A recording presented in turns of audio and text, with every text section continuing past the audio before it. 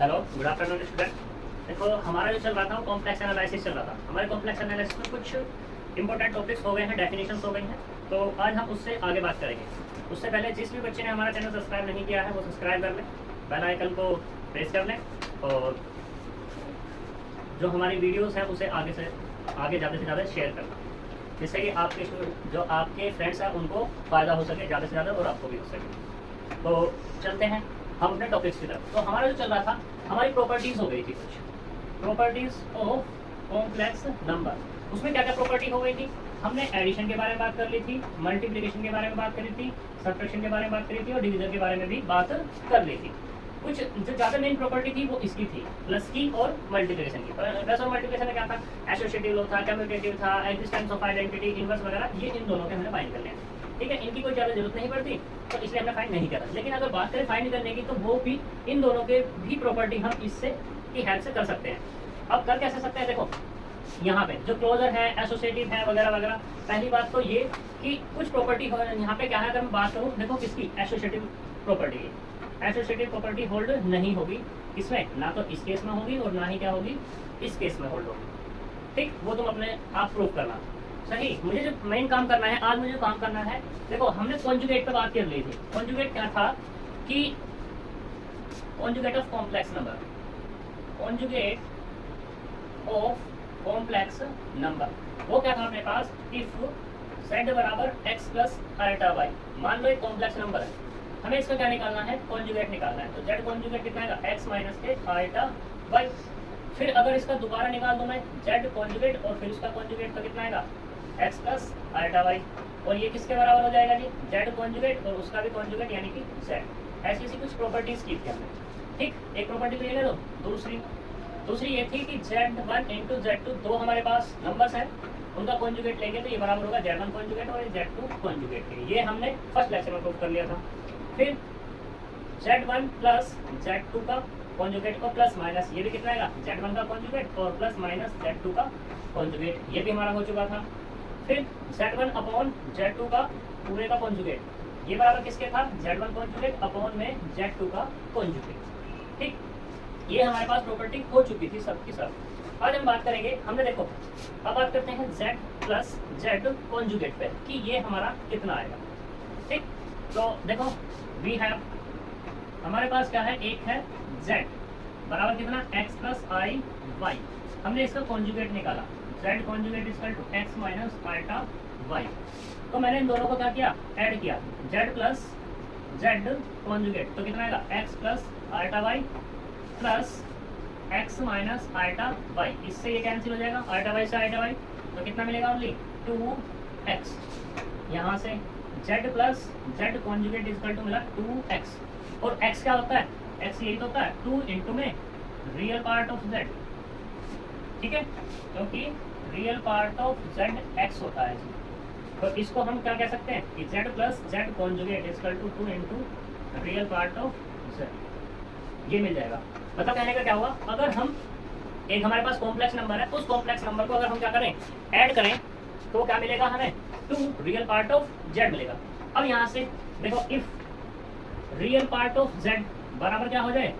0 हो गया, तो यहाँ से क्या रिजल्ट मिलेगा कि z प्लस z कॉन्जुगेट बराबर 0 मिल जाएगा। ठीक, ये इफ एंड ओनली इफ का केस होता है, इसलिए क्या कहते हैं? I double F.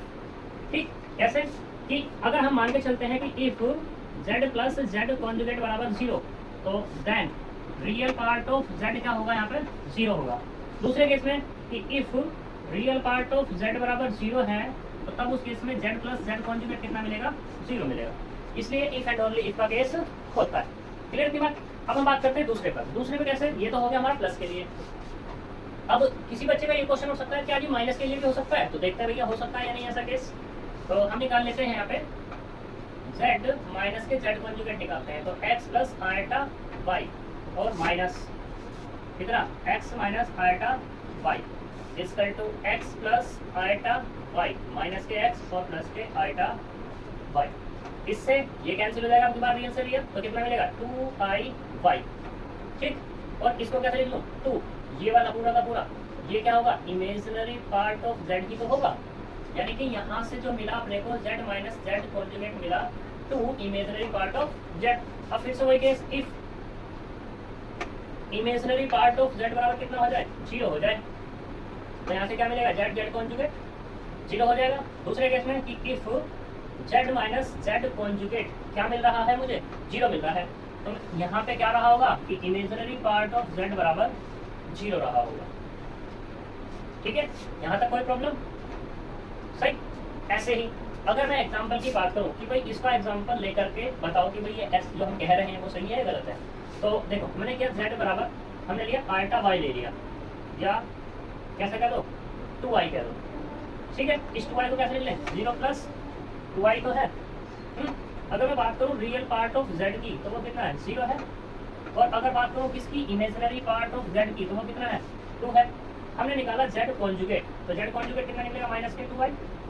सही, तो यहाँ पे जेड प्लस जेड कॉन्जुगेट लिया जी, तो कितना 2y और माइनस के 2y बराबर 0। तो देख सकते हैं जेड प्लस जेड कॉन्जुगेट बराबर कितना मिल गया, 0 मिल गया या नहीं मिल गया। वो कब मिला, जब रियल पार्ट हो रहा था क्या हमारा, 0। यहाँ तक कोई दिक्कत। ऐसे ही दूसरे में बात करते हैं, दूसरे एग्जांपल को लेकर के हम लेते हैं यहाँ पर कि z बराबर कितना, 40। ठीक, इस 40 को क्या लिख लें, 40 प्लस 0i लिख लें। तो यहाँ पे रियल पार्ट ऑफ z कितना है, 40 and imaginary part of z कितना है, 0। सही, तो हमने निकाला z कॉन्जुगेट, तो कितना निकलेगा भैया, वो तो 40 ही निकलेगा।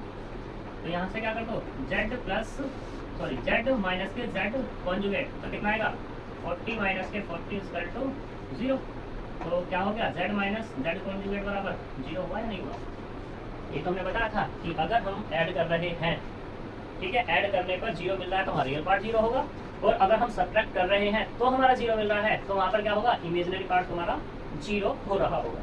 क्लियर है इतनी बात। चलो अब आगे चलते हैं।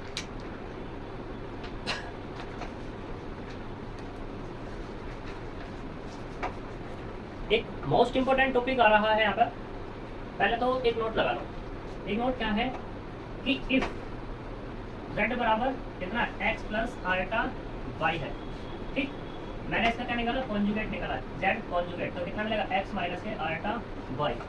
सही, हमने क्या लिया यहाँ पर, z इंटू जेड कॉन्जुगेट लिया, तो कितना मिलेगा, x square plus y square, ये मिला। ये नेवर नेगेटिव,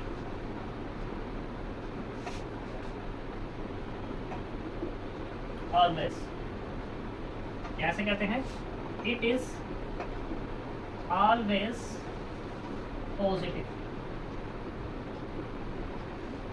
ठीक है जी, ठीक, ये क्या हो जाएगा, ऑलवेज पॉजिटिव। तो यहाँ पे क्या होता है,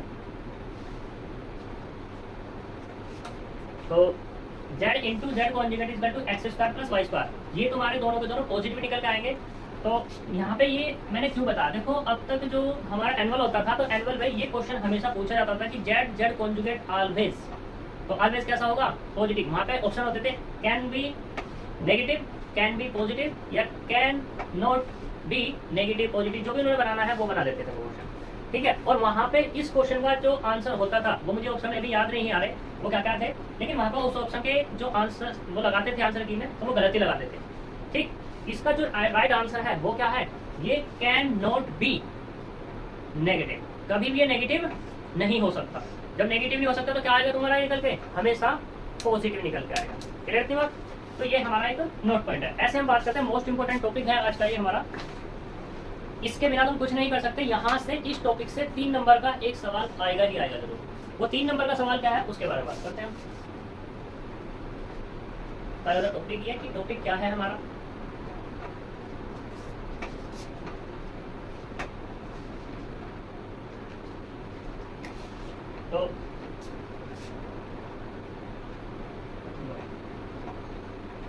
तो हमारा जो टॉपिक है वो है modulus argument.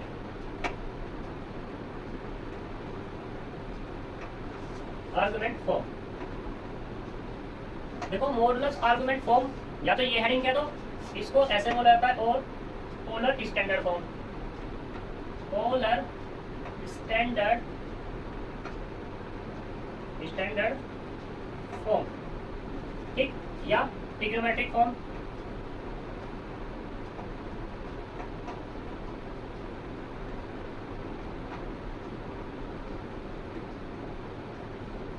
Of a complex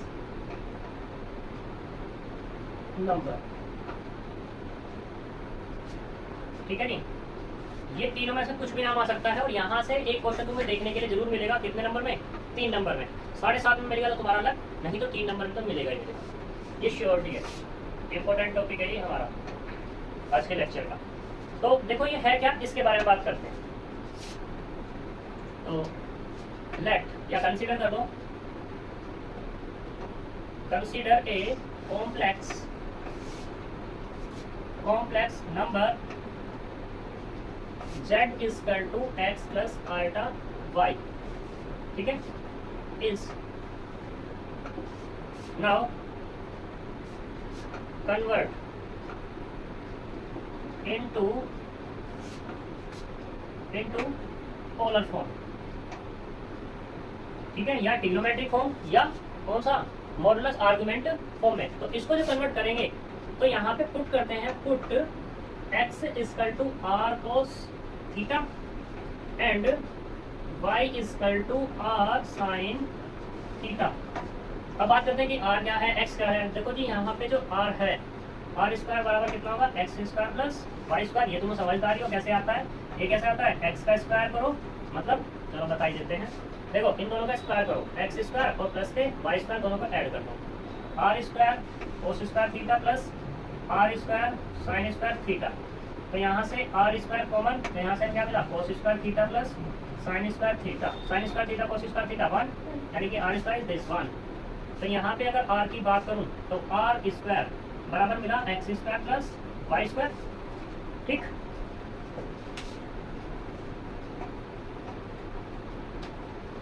तो r जो होगा यहाँ पे वो कितना होगा, plus minus square root of x square और प्लस के वाई स्क्वायर, ठीक। क्योंकि r क्या है यहाँ पे हमारी रेडियस है, तो रेडियस क्या होगी हमारे पास, r equal to plus root x square plus y square, क्योंकि रेडियस कभी नेगेटिव नहीं होती। तो r की वैल्यू है हमारी ये।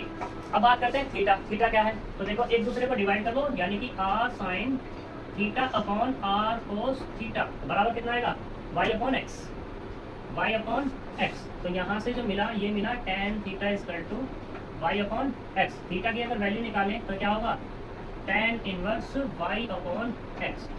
इस थीटा को जो बोलते हैं, क्या बोलते हैं, argument, argument of z, z का आर्ग्यूमेंट है ये, ठीक है जी। यहाँ पे इसी पे डिस्कशन चलेगा कि ये क्या होगा, किस तरह से होगा, वगैरह वगैरह। अब बात करें इस r की, देखो r को अगर z की फॉर्म में तुम्हें लिखना है तो r को z की फॉर्म में तुम ऐसे लिख सकते हो, r बराबर, तो ये किसकी वैल्यू है, x square plus y square की, यानी कि मॉडुलस ऑफ z की। और ये किसकी वैल्यू है, मॉडुलस ऑफ z कॉन्जुगेट की भी तो है, यानी कि r जो होगा वो क्या होगा, मॉडुलस ऑफ z के बराबर भी होगा, conjugate of modulus of z के बराबर भी होगा। यहाँ तक कोई प्रॉब्लम, ठीक है। अब ये मैंने थीटा लिखा आर्गुमेंट ऑफ z, थीटा क्या लिखा मैंने, आर्गुमेंट ऑफ z। तो इस थीटा को हम ऐसे भी बोलते हैं आर्गुमेंट ऑफ z या एम्पलीट्यूड, एम्पलीट्यूड ऑफ किसका, z का। इसको हम ऐसे लिख देते हैं AMP ऑफ z। इसको शॉर्ट में इस तरीके से लिखते हैं, इनका ही सबसे ज्यादा आगे यूज होगा, फुल फॉर्म का कभी भी यूज नहीं करेंगे। कर तो सकते हैं लेकिन तुम्हारी मर्जी, क्योंकि तुम्हें अगर ज्यादा बड़ा बड़ा लिखना है तो कर लो, मुझे तो छोटा छोटा लिखना है तो मैं तो यहाँ पे शॉर्ट फॉर्म का यूज करूंगा, ठीक है। अब बात करते हैं आर्गुमेंट ऑफ z। क्या आर्गुमेंट ऑफ z हमारा पॉजिटिव होगा या नेगेटिव होगा, इस पर बात कर लेते हैं। देखो ये तो हो गया अपना, तब करते हैं इसको। तो देखो अगर हम बात करें नोट्स की, तो नोट्स की वैसे तुम्हें जरूरत नहीं पड़ेगी, लेकिन फिर भी मैं नोट्स को क्या कर दूंगा, डिस्क्रिप्शन में भेज दूंगा।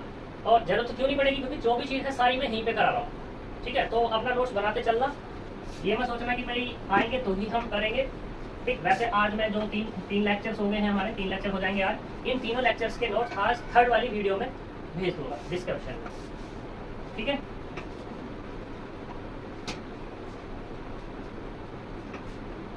तो एक नोट पॉइंट लगा लेना यहाँ पर, क्या कि argument of z, argument of z is not unique,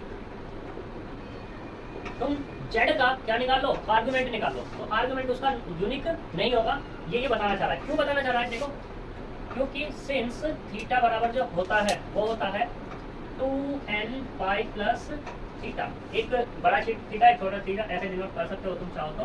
और आई क्या है, n क्या है, किस में बिलोंग्स करेगा, इंटीजर नंबर में बिलोंग्स करेगा।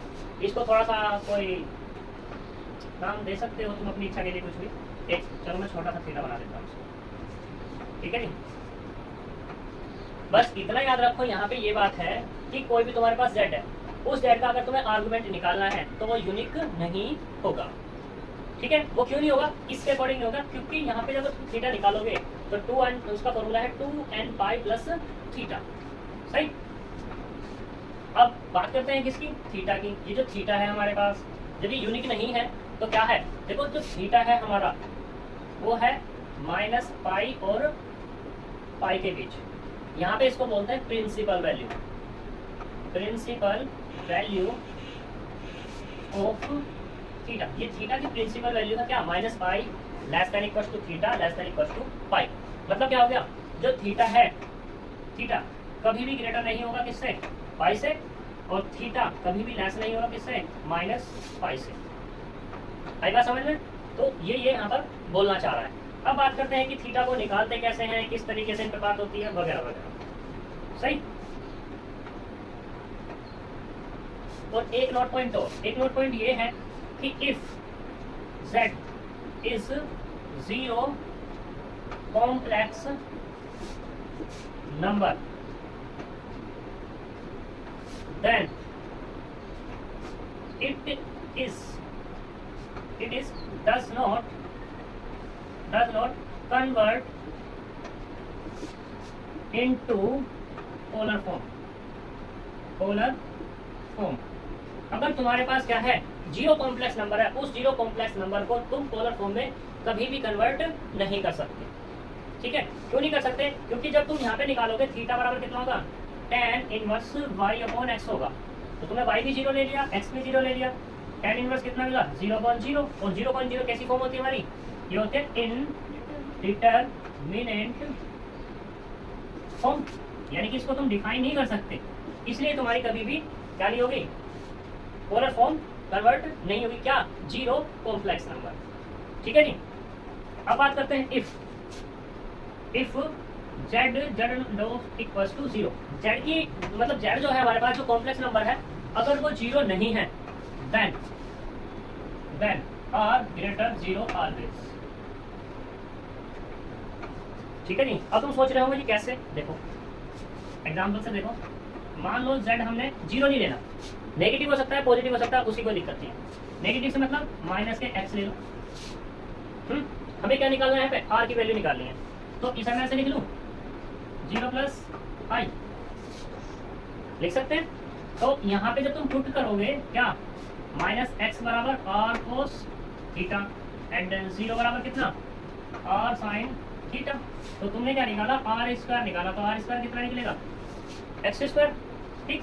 तो r की वैल्यू कितनी होगी, प्लस माइनस के x, और माइनस कभी लेते नहीं, तो क्या होगा तुम्हारा ये x, तो मतलब क्या हुआ, r बराबर निकला x, और x क्या है, ग्रेटर 0, सही।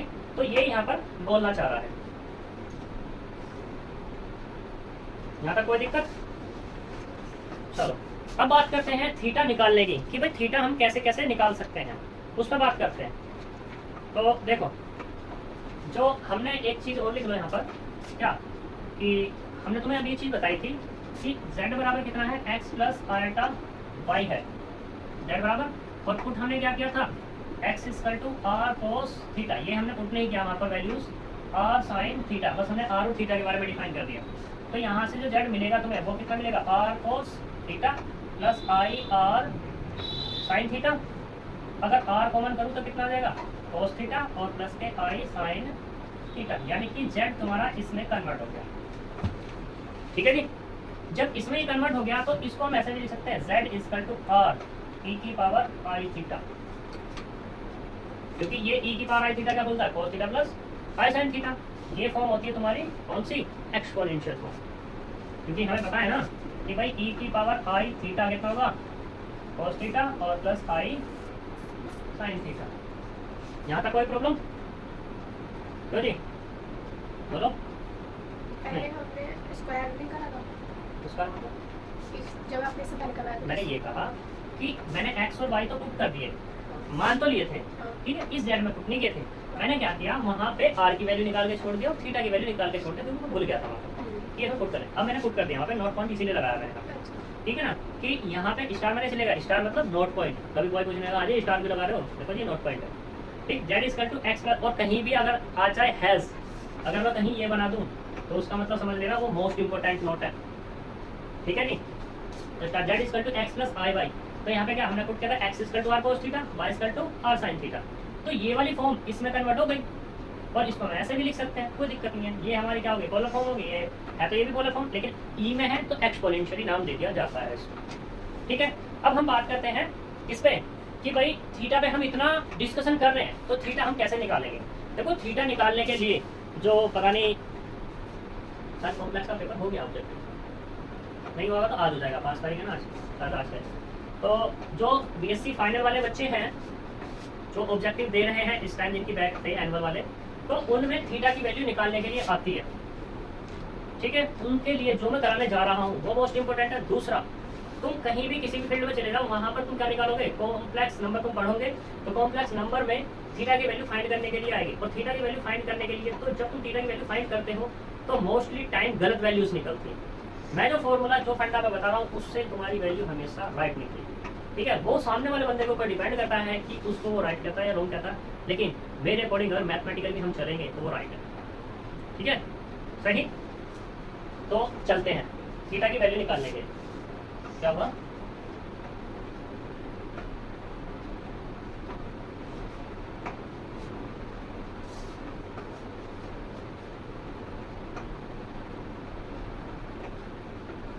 तो देखो तुमने ये प्लेन तो पढ़ा ही होगा, ये एक्स एक्सिस, ये वाला एक्स डैश, ये वाला वाई और ये वाला वाई डैश।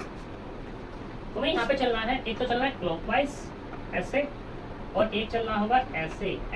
ये है एंटी क्लॉकवाइज ऊपर वाला, और नीचे वाला क्या है, क्लॉकवाइज। जब तुम क्लॉकवाइज आओगे, ठीक है, तो थीटा कहाँ से कहाँ तक मूव करेगा, थीटा यहाँ पे कितना है, थीटा बराबर 0 है, और यहाँ पे क्या मूव करेगा तुम्हारा, थीटा बराबर पाई, ठीक है।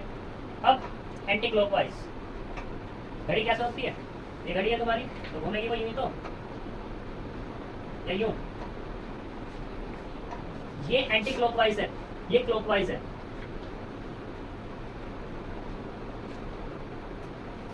ठीक है।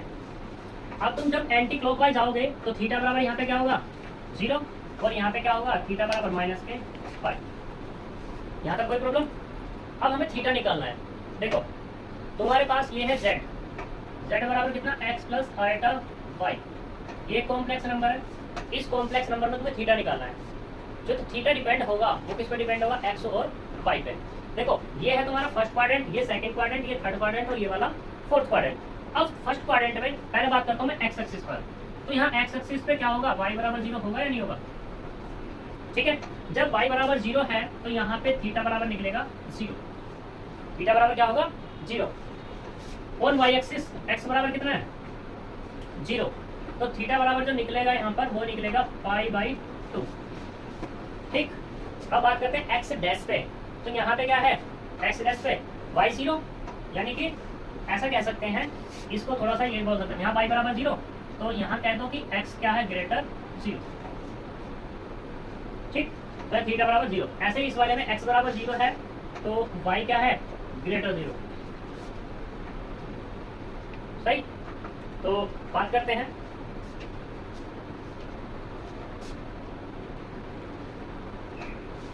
देखो ये तुम्हारा एक बार फिर देखो दोबारा से, यहाँ पे मैं करता हूँ ये x एक्सिस, ये y एक्सिस, x डैश और y डैश, ये तो सबको ही पता है। अब हम चलते हैं एंटी क्लॉकवाइज। ये क्या है तुम्हारा एंटी क्लॉकवाइज है, एंटी क्लॉकवाइज डायरेक्शन, ठीक है नी। और ये वाली क्या है तुम्हारे पास क्लॉकवाइज, क्लॉकवाइज डायरेक्शन,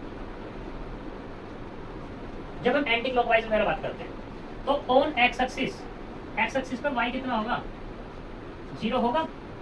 भाई x ही तो मूव कर रहा है, तो यानी कि x क्या होगा, ग्रेटर होगा किससे, 0 से, क्योंकि 0 तो यहाँ पर है।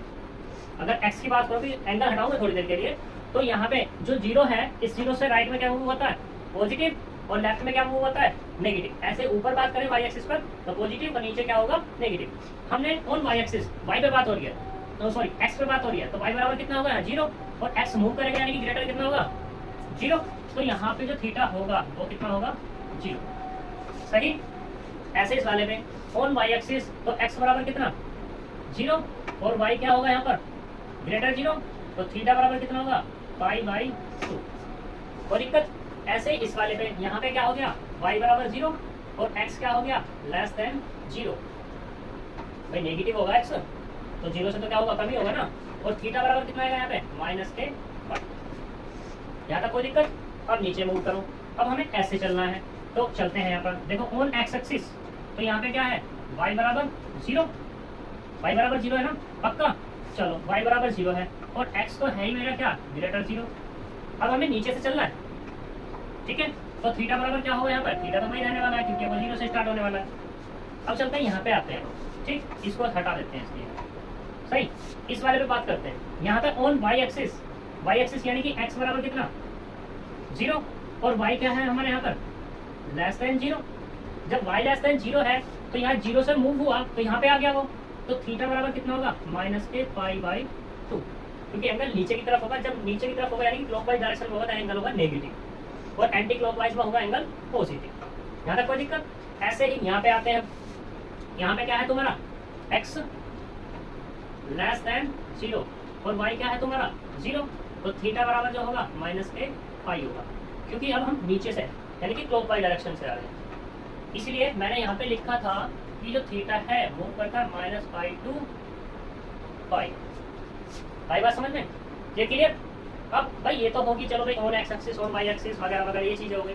अब मान लो बीच में आ जाए, फर्स्ट क्वाड्रेंट में आ जाए, तो यहाँ पे देखो इफ इस वाले क्वाड्रेंट में बात हो रही है तो यहाँ पे क्या होगा, x ग्रेटर 0, y भी ग्रेटर 0, जो थीटा आएगा निकल के वो होगा tan inverse modulus of y upon x। Modulus of theta is equal to tan inverse modulus of y upon x, ये होगा। ठीक। अब बात करते हैं, देखो इस वाले क्वाड्रेंट में, इसमें क्या है, यहाँ पर x क्या है, लेस 0, y क्या है, ग्रेटर 0, तो जो थीटा होगा ना वो होगा pi minus tan inverse modulus of y upon x। जो भी इस एंगल की वैल्यू आएगी निकल के उससे माइनस कर दो इसमें से पाई में से। सही। इस वाले क्वाड्रेंट पर तो यहाँ पे क्या x लेस 0 और y भी लेस क्या है 0, तो थीटा जो होगा वो होगा tan inverse modulus of y upon x minus के पाई। ठीक। अब इस वाले क्वाड्रेंट में आओ, यहाँ पे क्या है, x ग्रेटर 0, y लेस 0, तो थीटा बराबर कितना होगा, माइनस के tan inverse modulus of y upon x। कोई दिक्कत। ये भी फॉर्मूला याद रखो थोड़ी देर के, बस 1 मिनट, ज़्यादा नहीं, 1 मिनट के लिए याद रखो। अब x से y चलो, x से y चलते हैं तो पहले क्या है, थीटा बराबर 0, और यहाँ पे क्या हो गया 90 हो गया ना, तो थीटा मूव कहाँ से कहाँ तक किया, थीटा बराबर 0 टू 90 तो हुआ, या पाई बाई 2 ये तो हुआ, तो इसलिए यहाँ पे थीटा बराबर tan inverse modulus of y upon x हो। इस वाले क्वाड्रेंट में यहाँ से यहाँ तक तो थीटा बराबर कितना मूव कर रहा है, पाई बाई 2 टू पाई ही तो मूव कर रहा है ना, तो इसलिए पाई में से माइनस हो जाएगा। कोई प्रॉब्लम। दूसरा, अब इस वाले में चलो, ये क्लॉकवाइज डायरेक्शन में चल रहा है, तो थीटा बराबर क्या होगा यहाँ पर 0 टू माइनस के पाई बाई 2, क्योंकि यहाँ से यहाँ तक माइनस पाई बाई 2 जाएगा। अब इस वाले में मूव करो तो यहाँ पे थीटा बराबर कितना होगा, minus pi by 2 to minus के पाई, इसलिए माइनस पाई में से माइनस हो जाएगा। कोई प्रॉब्लम। क्वेश्चन देखो उससे अच्छा क्लियर हो जाएगा। देखो मैंने लिया यहाँ पर एग्जाम्पल, इसे मैंने अपनी करना भी क्योंकि जरूरत पड़ेगी इसकी। तो मैंने लिया यहाँ पे z बराबर कितना 1 प्लस आई ले लिया, ठीक है। कंपेयर मैंने की तो x बराबर कितना 1, y बराबर कितना वो भी 1, कोई दिक्कत? मुझे निकालना है कितना एंगल, क्या निकालना है एंगल, आर्गुमेंट निकालना है कि थीटा बराबर, तो क्या होगा tan इनवर्स, देखो सभी में मॉडुलस आ रहा है, मॉडुलस सभी में आ रहा है ना, तो मॉडुलस निकाल सकते हैं, modulus of y upon x, तो कितना आएगा tan इनवर्स मॉडुलस 1/1, कितना आया tan इनवर्स 1, और tan इनवर्स 1 किसकी वैल्यू होती है π/4 की, ये तो होती है, ठीक है। अब हमें इसको देखना होगा x को और y को, x कैसा है, since x greater 0 and y भी ग्रेटर 0, वैसे यहीं पर बता दिया जाता है, ये यहीं पर बता देंगे हम x ग्रेटर 0 और y भी ग्रेटर 0, अगर हम बता देंगे तो tan इनवर्स ये निकलता है, ठीक है। जो मैं लिख रहा था वो तो मैं समझाने के लिए लिख रहा था उस टाइम पे, तो यहाँ पर क्या हो जाएगा x भी 0 मतलब 0 से बड़ा है और y भी क्या है 0 से बड़ा है, तो कितना आएगा theta equal to tan inverse y upon x, क्योंकि x ग्रेटर 0 y ग्रेटर 0 कौन से क्वाड्रेंट में हो गया, फर्स्ट क्वाड्रेंट में जो, उसके लिए एंगल क्या है theta equal to tan inverse modulus of y upon x ही तो है, कोई प्रॉब्लम, तो ये क्या आ गया हमारे पास थीटा, कोई दिक्कत। दूसरा एग्जांपल दो, एग्जांपल हमने लिया z इक्वल टू 1 माइनस के पाई ले लिया, x बराबर कितना 1, y बराबर कितना -1, हम देखो x क्या है ग्रेटर 0 है और y क्या है लेस 0 है या नहीं, तो थीटा बराबर किस क्वाड्रेंट में पड़ेगा ये देखो, इसमें पक्का x ग्रेटर y, ठीक है, तो कौन से क्वाड्रेंट में है इस वाले में, इसके लिए आर्गुमेंट निकालने का फॉर्मूला क्या है, यही तो है, यानी कि थीटा इक्वल टू माइनस के tan inverse modulus y upon x, तो कितना माइनस के tan इनवर्स कितना आएगा 1 और tan इनवर्स 1 मतलब ना माइनस के π/4, तो थीटा बराबर कितना आएगा माइनस के π/4 आ गया, कोई प्रॉब्लम पक्का। एक और देखो, चार क्वाड्रेंट है तो चार ही बताऊंगा एग्जांपल, z बराबर क्या ले लो माइनस के कितना ले लो 1 ले लो माइनस के पाई ले लो, हियर x क्या है -1 लेस 0 है, y बराबर कितना है -1 लेस 0 है, कौन से क्वाड्रेंट में थर्ड क्वाड्रेंट में, तो थीटा बराबर कितना देगा, थीटा बराबर क्या है यहाँ formula tan inverse modulus of y upon x minus pi, यानी कि tan inverse modulus y upon x minus के पाई, तो कितना मिला यहाँ पर tan इनवर्स 1 माइनस पाई, और ये किसकी वैल्यू है π/4 माइनस के पाई, तो कितना मिला माइनस के 3π/4, ये किसके बराबर थीटा, कोई प्रॉब्लम। एक और देखो माइनस वाला हो गया, ठीक है। अब की बार z बराबर क्या लो माइनस के 1 और प्लस के पाई, x बराबर कितना है -1 लेस 0, y बराबर कितना 1 ग्रेटर 0, तो थीटा बराबर कितना आएगा, कौन से क्वाड्रेंट में है, कौन से वाला ये सेकंड क्वाड्रेंट, तो देख लो भाई यहाँ पे क्या है ये वाला पाई माइनस के tan inverse modulus y upon x इसका टू पाई माइनस के π/4, तो कितना मिला यहाँ से थीटा बराबर 3π/4, कोई दिक्कत।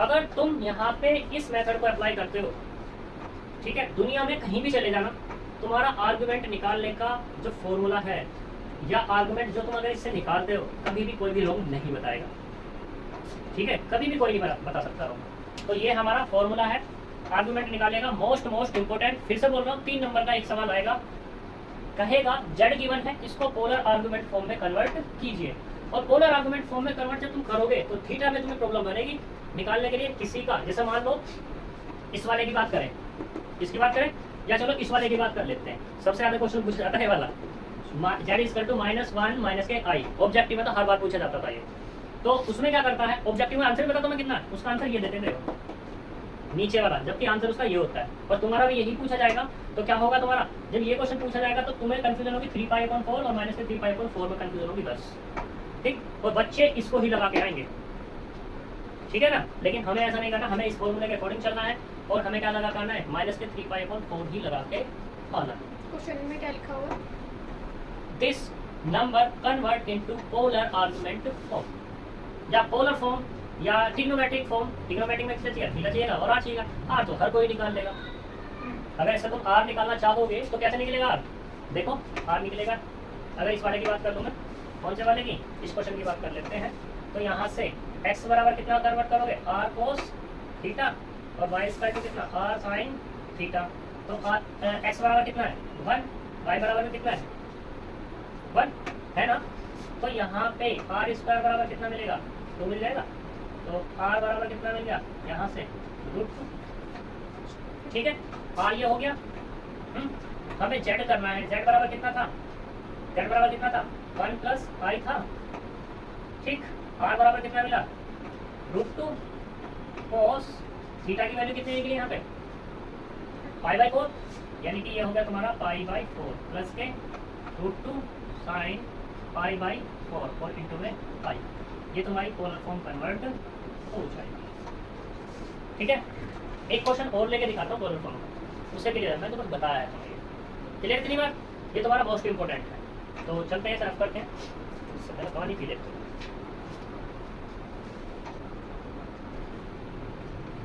तो देखो क्वेश्चन देखते हैं इसमें, जो मैं क्वेश्चन करा रहा हूँ तुम्हारी एक्सरसाइज के और तुम्हारे जो एग्जाम्पल्स हैं बहुत सारे हो जाएंगे तुम्हारे।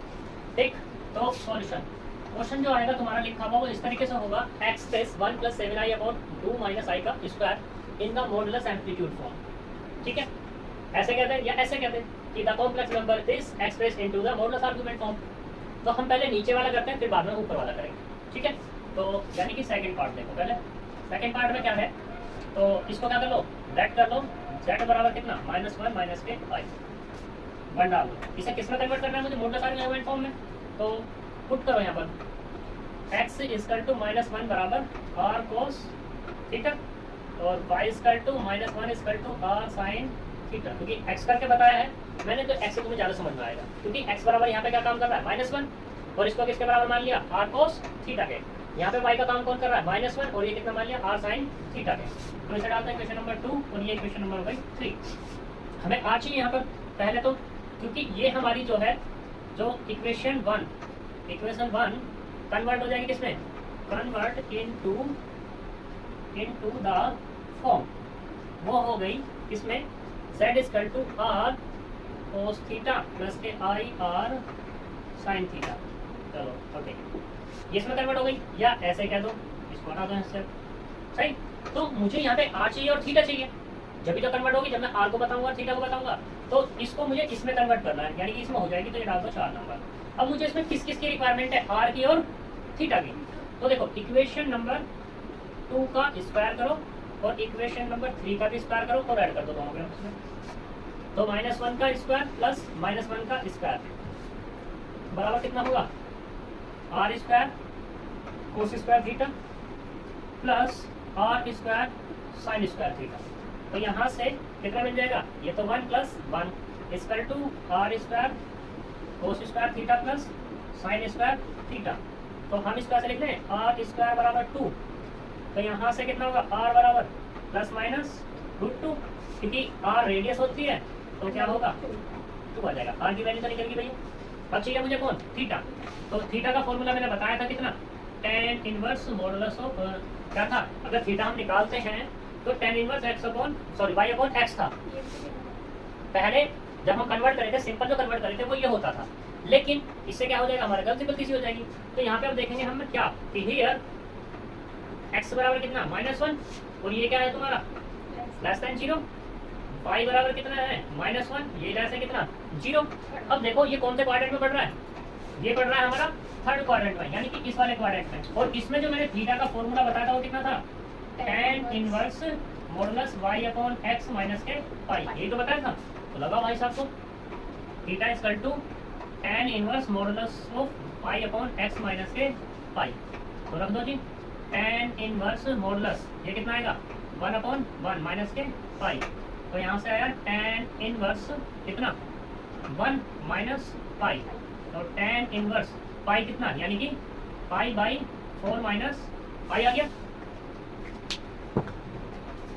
ठीक, तो जब इसको सिंप्लीफाई करेंगे तो थीटा बराबर कितना आएगा माइनस के 3π/4। थीटा भी निकल गया और क्या निकल गया, आर भी। Value of R and theta using in किसमें 4 में। जब 4 में यूज करेंगे तो z बराबर √2 cos 3π/4, वो भी किसके साथ माइनस के प्लस i sin माइनस के 3π/4। ये तुम्हारा मॉडुलस आर्गुमेंट फॉर्म हो जाएगी। अब बात करते हैं एक चीज, एक बोल और अगर तुम्हें देखना है कि तुम्हारा आंसर सही आया है तो क्या करो, इसकी वैल्यू निकाल लो। अगर वैल्यू निकालने के बाद तुम्हारी दोबारा फिर से ही यही वैल्यू आ जाती है तो तुम्हारा आंसर सही है, अदरवाइज गलत है।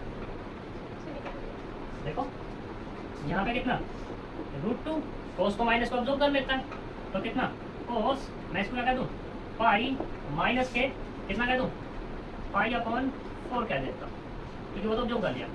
ये बाहर कर देता है माइनस के आई साइन 3 पाई बचेगा यानी कि पाई माइनस के कितना पाई अपॉन 4। फिर से अब √2 कोस पाई कितना आएगा कोस माइनस के पाई अपॉन 4 आएगा। पाई माइनस थीटा कौन से क्वाड्रेंट में पड़ता है, हमारे पास 4 क्वाड्रेंट होते हैं, ठीक है। यहाँ पे जो थीटा होता है वो कितना होता है 0, यानी कि ये होता है पाई/2 माइनस के थीटा और कितना होता है 360 प्लस थीटा, ऐसे तो होता है। और यहाँ पे कितना था पाई माइनस के pi minus theta, pi minus theta या 90 प्लस थीटा, ये तो होता है। तो जी अब ये किस क्वाड्रेंट में पड़ रहा है, इस वाले में। और यहाँ पे साइन भी पॉजिटिव होता है और कोसेक कोसेक होता है पॉजिटिव, बाकी तो नेगेटिव होते हैं। तो जब मैं इसे उसमें ब्रेक करूंगा तो क्या आएगा, क्योंकि कोस का तो कोस ही रहने वाला है तो यानी कि माइनस के कोस पाई/4। ऐसे ये वाला पाई माइनस के ये इसी क्वाड्रेंट में प्लस का प्लस ही रहने वाला है यानी कि माइनस के आई साइन पाई/4। कोई दिक्कत √2 कोस पाई/4 कितना माइनस के 1/√2 माइनस आई 1/√2 को अंदर भेज देंगे तो कितना आएगा -1 माइनस के आई। ठीक है, तो ये चीज है, तो ये सेटिस्फाइड हो गया। अब बात करते हैं इस वाले क्वेश्चन में। सर वैसे हमने पहले ये को निकाला सर। ये इसलिए निकाला क्योंकि यहाँ पे 2 दिया हुआ डिनोमिनेटर में है तो मुझे कुछ जोड़ना घटाना पड़ेगा उसमें, बताता हूँ इसलिए, ठीक है ना, क्योंकि यहाँ डिवाइडर में भी तो आ रहा है। यहाँ तक कोई प्रॉब्लम, ये बहुत अच्छा क्वेश्चन है। चलो दूसरे बार वाले क्वेश्चन में बात करते हैं।